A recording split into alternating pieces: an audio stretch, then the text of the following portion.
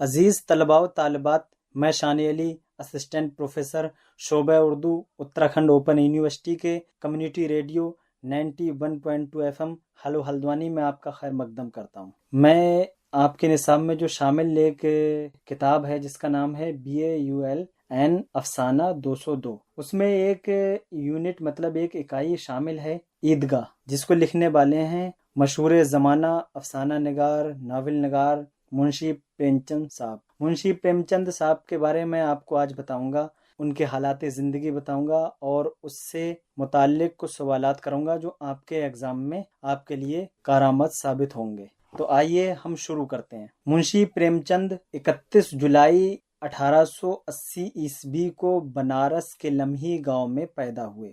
والد کا نام عجائب لال سری واستو اور والدہ کا نام آنندی تھا۔ عجائب لال گاؤں میں پوسٹ ماسٹر تھے اور بہت شریف اور نیک دل انسان تھے۔ کئی بیٹے اور بیٹیوں کی موت کے بعد پریم چند پیدا ہوئے۔ ان کا اصل نام دھنپت رائے تھا، یعنی منشی پریم چند کا جو اصل نام تھا وہ دھنپت رائے تھا، لیکن چچا نے ان کا نام نواب رائے رکھا۔ بچپن میں وہ گاؤں کے لڑکوں کے ساتھ خوب کبڈی کھیلتے، رات کو دادی سے کہانی سنتے۔ ان کو دادی سے کہانی سننا بہت اچھا لگتا تھا۔ 8 برس کی عمر میں وہ نزدیک کے ایک اسکول میں پڑھنے کے لیے بھیجے گئے۔ اسکول میں مولوی صاحب نے اردو فارسی پڑھائی۔ کہانی سے دلچسپی ہونے لگی اور اس کی وجہ سے فارسی کی حکایتیں پڑھیں جن میں ایک مقصد اور پیغام ہوا کرتا تھا۔ 8 برس کی عمر میں ان کی والدہ کا انتقال ہو گیا۔ 2 برس بعد والد نے دوسری شادی کر لی۔ پریم چند جذباتی اور معاشی دونوں طرح سے پریشان ہونے لگے۔ سن 1896 عیسوی میں انہوں نے گورکھپور کے مشن اسکول میں 8ویں درجے میں داخلہ لیا، اس لیے کہ والد کا ٹرانسفر ہو گیا تھا۔ وہ ٹیوشن بھی کرنے لگے اور رات میں لالٹین کی مدھم روشنی میں مطالعہ کرتے۔ اسی درمیان ان کے والد کا بھی انتقال ہو گیا اور ان پر مصیبتوں اور ذمہ داریوں کا پہاڑ ٹوٹ پڑا۔ وہ بنارس واپس آ گئے، انٹرنس پاس کیا اور بہرائچ کے سرکاری اسکول میں مدرس ہو گئے۔ گورکھپور کے قیام کے درمیان انہوں نے بے شمار داستانیں اور ناول پڑھ ڈالی۔ داستانوں کے علاوہ نذیر احمد، رتن ناتھ سرشار، رسوا وغیرہ کے ناول پڑھے۔ مطالعہ کا بے پناہ شوق تھا۔ وہ ترجمے بھی خوب پڑھتے اور پھر ان کے اندر لکھنے کا شوق پیدا ہوا۔ الہ آباد میں جب وہ ٹریننگ کر رہے تھے، اسی دور میں انہوں نے اپنا پہلا ناول اسرار معابد لکھا، جو بنارس کے ہفتہ بار آواز خلق میں چھپنا شروع ہوا۔ ان کی یہ ابتدائی تخلیق حسن و عشق کی داستان نہ تھی، بلکہ عبادت خانوں میں جو دکھاوا اور پاکھنڈ تھا اسے بے نقاب کیا تھا۔ پھر اسی زمانے میں ان کی ملاقات کانپور کے منشی دیا نارائن نگم سے ہوئی، جو کانپور سے زمانہ نام کا رسالہ نکالتے تھے۔ کچھ دنوں کے بعد پریم چند کا تبادلہ کانپور ہو گیا تو یہ دوستی اور مضبوط ہو گئی۔ پریم چند کو نشر و اشاعت کے سلسلے میں بڑا سہارا ملا۔ اسی زمانے میں ان کی شادی بھی ہوئی اور چند برس بعد علیحدگی ہو گئی، مطلب وہ دونوں لوگ الگ الگ ہو گئے۔ کچھ دنوں کے بعد ان کی دوسری شادی ہوئی۔ یہ شادی ایک بال ودوا شیورانی دیوی سے ہوئی۔ پریم چند نے ایک اور ناول ہم خرما و ہم سباب لکھا، جو بنارس سے شائع ہوا۔ کچھ دنوں کے بعد ان کا تبادلہ مہوبہ کر دیا گیا، جہاں انہوں نے چند افسانے لکھے جو سوز وطن میں شائع ہوئے۔ یہ کہانی انگریزوں کے خلاف اور وطن کی حمایت میں تھی، چنانچہ انگریز حکومت نے اسے ضبط کر لیا اور پابندی لگا دی۔ ابھی تک یہ ساری چیزیں اردو میں تھیں اور نواب رائے کے نام سے تھیں۔ انگریزوں کی پابندی پر دیا نارائن نگم کے مشورے پر انہوں نے اپنا نام بدل دیا۔ اب وہ پریم چند کے نام سے لکھنے لگے۔ اس نام سے ان کی پہلی کہانی یعنی بڑے گھر کی بیٹی دسمبر سن 1910 عیسوی میں شائع ہوئی، جو بے حد مقبول ہوئی۔ اس کے علاوہ وہ ہندی میں بھی لکھنے کے بارے میں سوچنے لگے۔ ان کی کہانیاں مشہور ہونے لگیں اور وہ خود بھی اردو ہندی ادب میں شہرت پانے لگے۔ مطالبات بڑھنے لگے تو پریم چند کا خیال ہوا کہ وہ ملازمت سے برطرف ہو کر ہمہ وقت صرف کہانیاں، ناول اور مضامین ہی لکھیں اور عوام کو جگائیں۔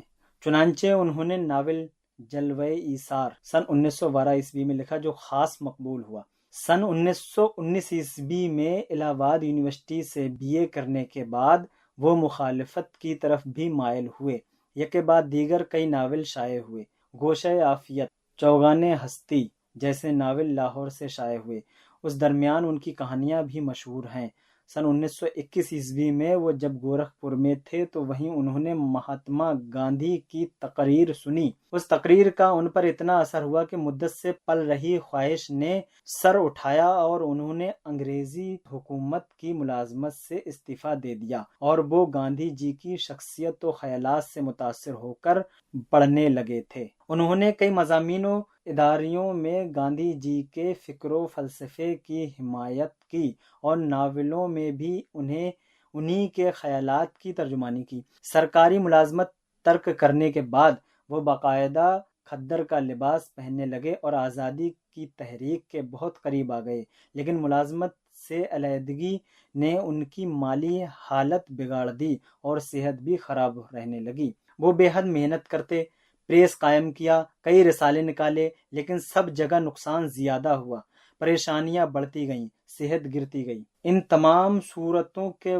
باوجود انہوں نے اسی درمیان میدان عمل، گودان جیسے بڑے اور معرکے کے ناول لکھے اور کفن، عیدگاہ، پوس کی رات، نجات، بوڑھی کاکی، دو بیل، شطرنج کے کھلاڑی، پنچایت، ٹھاکر کا کنواں جیسی عمدہ اور کامیاب کہانیاں لکھیں، جس سے پریم چند کو غیر معمولی عزت، عظمت اور شہرت ملی۔ وہ صرف ہندوستان کے ہی نہیں، دنیا کے بڑے ادیبوں میں شمار کیے جانے لگے۔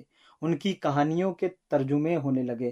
گودان ان کا شاہکار ناول ہے جو سن 1936 میں لکھا گیا تھا، جس کا شمار دنیا کے بڑے ناولوں میں ہوتا ہے۔ اس ناول میں انہوں نے گاؤں کے کسان کی زندگی کا بڑا سچا نقشہ پیش کیا ہے جو بے حد متاثر کرتا ہے۔ پریم چند نے تقریباً 300 کہانیاں، 12 ناول اور 3 ڈرامے اور متعدد مضامین لکھے جو آج ہمارا بہت قیمتی سرمایہ ہیں۔ انہوں نے آخری عمر میں انجمن ترقی پسند مصنفین کی پہلی کانفرنس میں صدارت کی اور سوشلزم کے قریب آئے، اور کانفرنس میں جو خطبہ پیش کیا وہ یادگار خطبہ ہے۔ ان کی شدید محنت کی وجہ سے ان کی صحت گرتی گئی اور پیٹ کا مرض بڑھتا گیا، چنانچہ وہ بستر پر پڑ گئے اور 8 اکتوبر سن 1936 کو ان کا انتقال ہو گیا۔ گاؤں کے گھرانے میں پیدا ہوئے اور کھیت و باغ کے ماحول میں پروان چڑھنے کی وجہ سے گاؤں کے عام لوگوں، مزدوروں اور کسانوں کی زندگی کو قریب سے دیکھنے اور سمجھنے کے جو موقع پریم چند کو ملے وہ فطری تھے۔ پہلے تو انہوں نے محض انسان دوستی کے حوالے سے ان کے حالات کو دیکھا، لیکن ان کی بگڑی حالت کو جب بہت قریب سے دیکھا تو وہ سمجھ گئے کہ یہ مسئلہ اتنا آسان نہیں، اس کے پیچھے ہندوستان کی صدیوں کی تاریخ، تہذیب اور معاشرے کی ساخت کام کر رہی ہے۔ انہوں نے اس پر کام کرنا شروع کیا۔ وہ طبیعت کے بہت سادہ، نیک اور محبت کے انسان تھے۔ پہلے تو یہ محبت انسانیت کے حوالے سے تھی، لیکن آگے بڑھ کر انہوں نے پہلے آریہ سماج رجحان، اس کے بعد گاندھی فکر کو سمجھا تو اس میں ایک فلسفہ نظر آیا اور وہ اس فلسفے کی طرف بڑھتے گئے جو انہیں آخر میں سماج واد کی طرف لے گیا۔ وہ فطری طور پر عام انسانوں، مزدوروں اور کسانوں کے ہمدرد تھے، بلکہ اپنے آپ کو مزدور ہی کہتے تھے۔ اسی لیے ان کی کہانیوں اور ناولوں میں مزدور اور کسان سے بے پناہ ہمدردی دکھائی دیتی ہے۔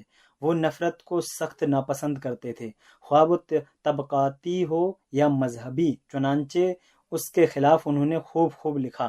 وہ مخالفت کا بھی شکار ہوئے، انہیں دھمکایا بھی گیا، مطلب انہیں دھمکیاں بھی دی گئیں، لیکن اپنے تئیں ایماندار ہونے کی وجہ سے وہ نڈر اور بے خوف قسم کے انسان تھے۔ ان کی طبیعت میں بلا کی سادگی اور سنجیدگی تھی۔ ان کے فکر اور عمل میں تضاد نہ تھا۔ وہ ہندو، مسلم اور ہندی اور اردو کو الگ الگ ڈھنگ سے نہ سوچتے تھے۔ وہ آزادی کے لیے، اتحاد اور ترقی کے لیے میل ملاپ کو بے حد ضروری سمجھتے تھے۔ وہ ادب اور ادیب کو بہت بڑا مقام دیتے تھے اور کہتے تھے کہ ادب سیاست کے آگے آگے چلنے والی مشعل ہے، مطلب ایک روشنی ہے، ایک مشعل ہے۔ آزادی کے بارے میں ان کا خیال تھا کہ آزادی پہلے دل میں ہونی چاہیے. ہر انسان کو غلط قسم کی خواہش سے دور رہنا چاہیے، کیونکہ غلط قسم کی خواہش ہی استحصال کرنے پر مجبور کرتی ہے، مطلب شوشن کرنے پر مجبور کرتی ہے. اسی لیے انہوں نے سب سے زیادہ استحصال کے خلاف ہی لکھا، خواہ وہ کسی قسم کا استحصال ہو. اس لیے ان کے زیادہ تر ناول اور کہانیاں زمیندار، جاگیردار، ساہوکار کے خلاف جاتی ہیں، جس کی وجہ سے ان کو اپنے ہی سماج میں بہت کچھ برداشت کرنا پڑا، لیکن وہ آخری عمر تک اپنے خیالات پر جمے رہے اور ذرا بھی نہیں ڈگمگائے. اسی وجہ سے پریم چند کی ہر طبقے میں بے پناہ عزت تھی اور ان کی شخصیت کو قدر کی نگاہوں سے دیکھا جاتا تھا. تو یہ آپ کا جو لیکچر ہے وہ پریم چند کے حالات زندگی پر تھا، اور اب میں آپ سے اس کے متعلق کچھ سوالات کرتا ہوں جو آپ کے ایگزام میں آپ کو کارآمد ثابت ہوں گے، مطلب آپ کے کام میں آئیں گے. وہ پہلا سوال ہے کہ پریم چند کس سن میں اور کس گاؤں میں پیدا ہوئے؟ یہ شارٹ کوشچن ہے، اس میں آئیں گے آپ کے. پریم چند گاندھی جی سے کب اور کہاں متاثر ہوئے؟ تیسرا سوال ہے پریم چند مزدور کسان سے ہمدردی کیوں رکھتے تھے؟